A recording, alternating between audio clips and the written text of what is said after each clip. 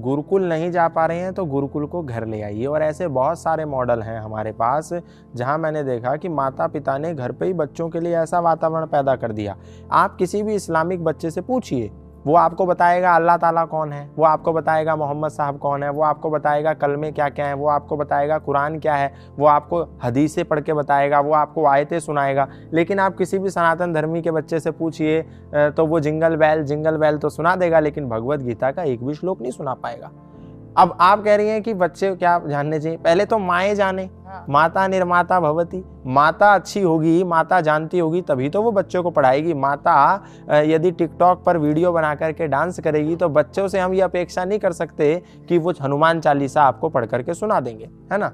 तो बच्चों के लिए सबसे पहले एक पुस्तक है छोटी सी, आर्योद्देश्य रत्नमाला। ये पुस्तक जो है इसमें 100 डेफिनेशंस हैं। जैसे पहली डेफिनेशन धर्म की, दूसरी डेफिनेशन अधर्म की, तीसरी डेफिनेशन ईश्वर की, चौथी डेफिनेशन विद्या की, पांचवी अविद्या की। ऐसे सारे जो मूल सनातन संस्कृति है उसकी जो मुख्य परिभाषाएं हैं, वेदोक्त परिभाषाएं हैं, सत्य आधारित परिभाषाएं हैं, विद्या पर आधारित परिभाषाएं हैं और ज्ञान आधारित परिभाषाएं हैं, वो आर्योद्देश्य रत्नमाला में है। आपके बच्चे को पता होना चाहिए कि धर्म क्या है, उसको पता होना चाहिए ईश्वर क्या है, उसको पता होना चाहिए सत्य क्या है, उसको पता होना चाहिए स्वर्ग क्या है, उसको पता होना चाहिए नरक क्या है, उसको पता होना चाहिए पाप क्या है और पुण्य क्या है, ताकि उसको संसार में, इस समाज में कोई भी ढोंगी, कोई भी पापी, कोई भी दुराचारी, कोई भी अत्याचारी उसको ठग ना पाए।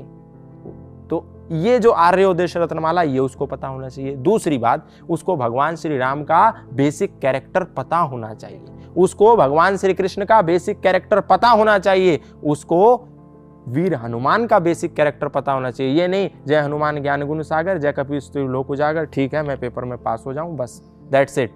ये नहीं उसको कि हनुमान जी पर लाल सिंदूर लगाया हो गया, ये नहीं कि राम लक्ष्मण जानकी जय बोलो हनुमान की हो गया, ये नहीं कि राम जी के आगे माथा टेक दिया लेकिन राम जी कौन थे पता ही नहीं।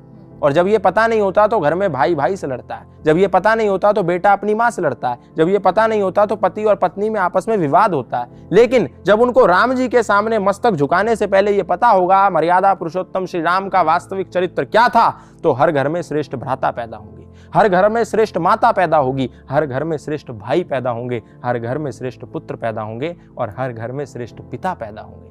तो हर नौजवान को, आपके हर बच्चे को कम से कम भगवत गीता के 50 श्लोक आने चाहिए, उसको हनुमान चालीसा आनी चाहिए, उसको आपके पूर्वजों का चरित्र पता होना चाहिए। क्योंकि नहीं पता होगा तो कोई भी बोलेगा जाओ 9 गजा पीर पे चादर चढ़ाओ, आपके बच्चे को पता ही नहीं, क्योंकि वो तो राम को, हनुमान को, कृष्ण को और 9 गजा पीर को, गाजी बाबा को और मोइनुद्दीन चिश्ती को, सबको एक ही श्रृंखला में रखता होगा। तो यदि उसको राम का कैरेक्टर पता होगा तो उसको मालूम चलेगा राम इधर है और मोइनुद्दीन चिश्ती उस श्रृंखला में है ही नहीं, कौन पापी है और कौन पुण्य आत्मा है वो जानता होगा।